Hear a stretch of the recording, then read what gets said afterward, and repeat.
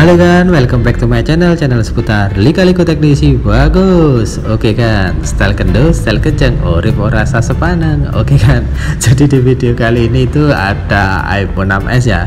Saya coba nyalakan ya, itu tidak ada respon. Dan juga saya coba lakukan pengisian daya atau coba ngecas, itu juga tidak ada respon ya, alias mati total ya. Nah ini coba saya lakukan pengisian daya, dia juga tetap tidak respon. Ini coba pengisian dayanya saya lakukan di iPhone lain ya. Nah di iPhone lain ini pengisian dayanya normal ya, dia respon, tidak ada masalah. Jadi memang iPhone 6s itu benar-benar mati total ya. Nah menurut info dari pemiliknya, saya juga tidak mendapatkan info yang cukup jelas. Hanya dia itu ngomong atau bercerita bahwa iPhone 6s nya itu tiba-tiba mati total. Nah oke ya, ini baut yang bagian bawah atau baut pentalop iPhone 6s nya sudah saya lepas. Ini saya lanjut, saya angkat LCD nya atau saya lepas panel layarnya ya, menggunakan bantuan kuku saya ya, atau juga bisa menggunakan bantuan alat bantu seperti yang ada di video ya itu ya. Tapi hati-hati ya, jangan sampai merusak LCD atau casingnya. Lebih baik menggunakan alat bantu buka casing yang berbahan plastik ya. Nah seperti ini ya, ini yang berbahan plastik berbentuk segitiga seperti gitar itu ya. Jadi gunakan alat bantu itu yang aman ya. Nah ini panel layarnya sudah terbuka ya, ini bisa dilihat ya mesin iPhone 6s nya. Sekilas tidak ada yang mencurigakan ya, jadi masih utuh-utuh saja. Ini saya lepas terlebih dahulu ya fleksibel baterainya, lalu fleksibel LCD dan layar sentuh itu dilepas juga. Nah setelah itu kita lanjut untuk melakukan pengecekan terlebih dahulu ya. Ini saya lakukan pengecekan terhadap mesin ya, mesinnya ini konslet atau tidak ya. Oke ya, ini saya siapkan avometer analog ya, saya setel avometer analognya di posisi ohmmeter ya.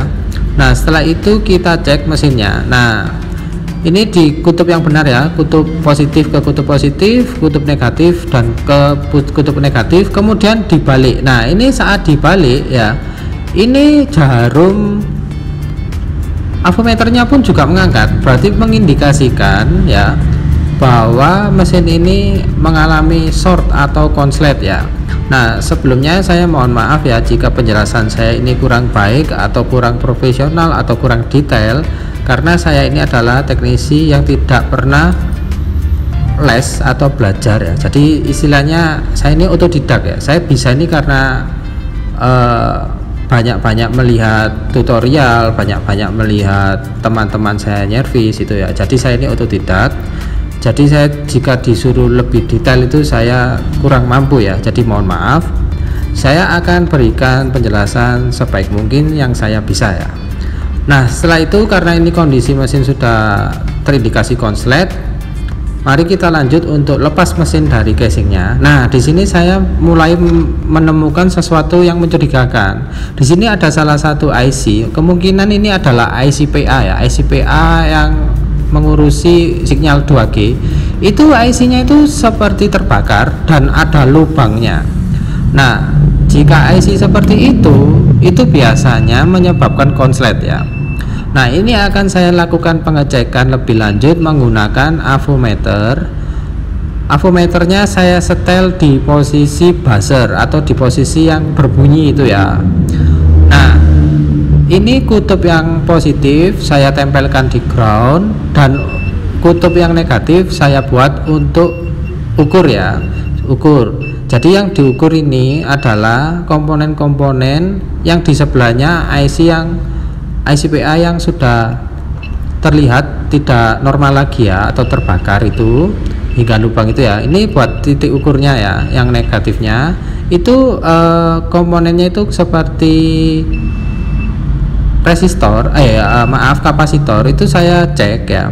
Jadi di kapasitornya itu ternyata itu konslet semua ya. Jadi kalau kapasitor itu salah satunya harus ngeground dan satunya lagi memiliki nilai atau tidak ngeground ya. Nah ini saya ada mesin bangkai iPhone 6s, saya bandingkan ya. Jadi saya bandingkan, ternyata memang seharusnya jika IC PA itu normal dan tidak terindikasi atau terlihat fisiknya itu lubang atau terbakar, itu seharusnya komponen di sebelah-sebelahnya seperti kapasitor itu tadi tidak konslet ya. Jadi kalau dicek di kutub satunya itu dia harusnya tidak berbunyi. Nah dari pengalaman ya, karena ini saya kan cuman teknisi otodidak ya, jadi mohon maaf ya, karena saya ini hanya berdasarkan pengalaman. Jadi saya itu ngeceknya itu secara apa ya, tidak membaca skematik atau tidak membuka skematik. Jadi saya lihat saja, memang kalau ini memang fisiknya bermasalah, ya udah ini saya coba lepas ya. Jadi saya tambahkan flux di area IC PA yang sudah rusak itu ya, sudah lubang itu tadi, sudah terbakar tadi, saya tambahkan flux, lalu saya hembuskan blower ya. Nah ini karena posisinya kurang enak, saya pindah dulu ya. Jadi biar ngelepasnya biar enak ya, karena tadi itu ngelepasnya itu posisinya miring, karena saya itu ngelihatnya di mikroskop ya. Jadi saya itu melepasnya dengan memakai bantuan mikroskop, jadi kurang enak. Nah ini saya pindah lalu saya coba angkat lagi. Nah ini sudah terlepas ya IC PA nya ya, sudah lepas.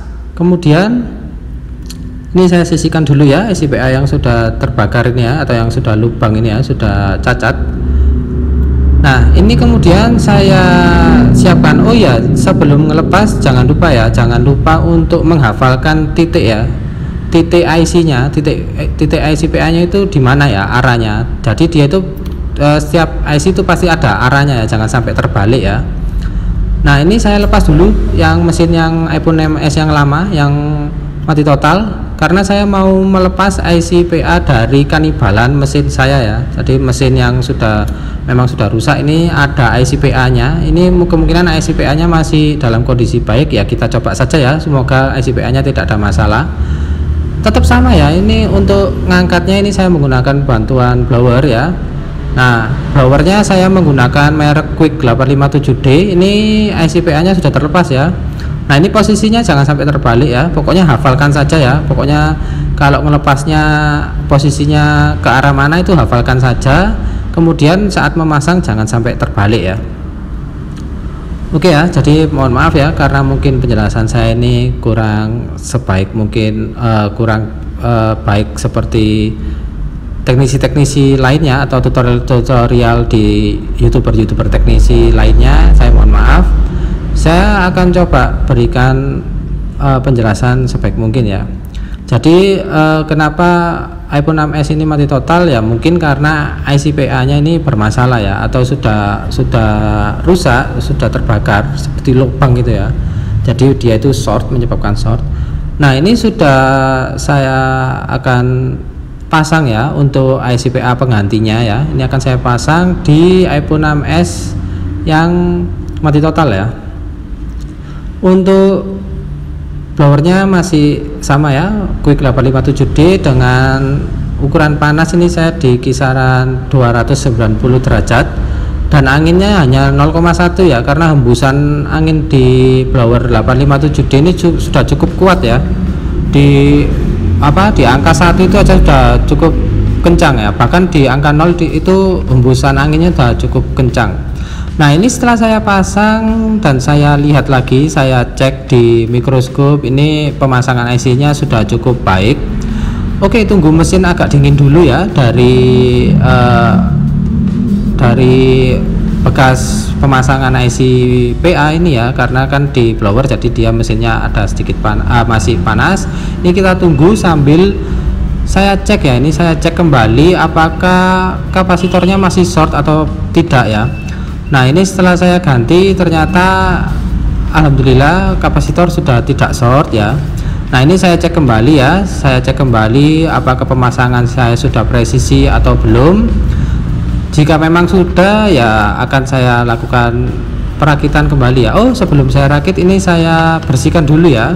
saya bersihkan dulu dari sisa-sisa fluk yang masih menempel di area komponen ICPA nya maupun di mesin-mesinnya. Jadi bersihkan, sikat dengan cairan thinner ya.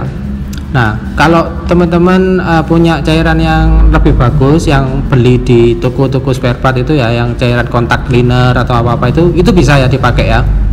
Silakan pakai itu. Tapi karena saya ini hanya punyanya thinner ya, mohon maaf, ini saya menggunakan yang ada saja yang saya biasa pakai. Ini saya menggunakan thinner yang paling bagus ya, yang paling cepat kering ya, yang paling cepat kering. Jadi bukan thinner yang biasa, ini adalah thinner yang paling cepat kering ya, yang saya pakai. Nah, jika sudah dirasa cukup bersih dari sisa-sisa fluknya, ini saya rakit kembali ya mesinnya, saya pasang kembali, saya rangkai kembali ke bagian housing atau casing dari iPhone 6s nya.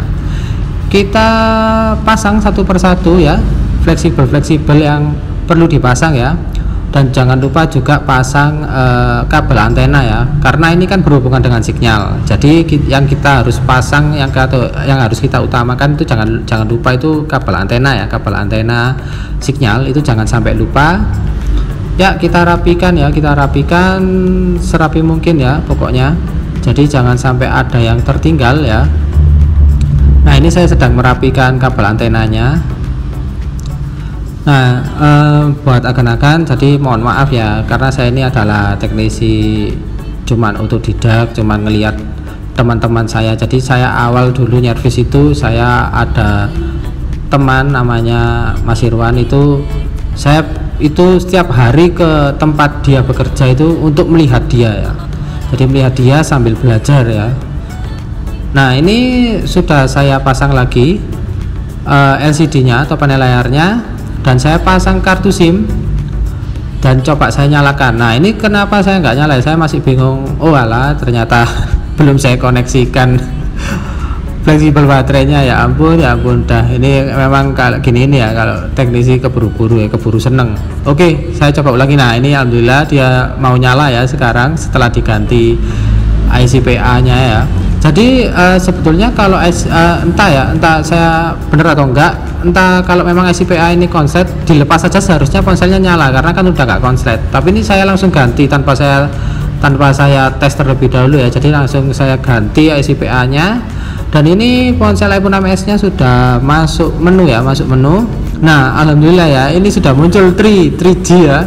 Ini kartunya kartu 3 dan dia muncul sinyalnya 3G. Mungkin nggak ada paketan ya, karena nggak bisa kenapa kok nggak 4G, mungkin nggak ada paketan atau mungkin settingannya masih belum di setting ke 4G.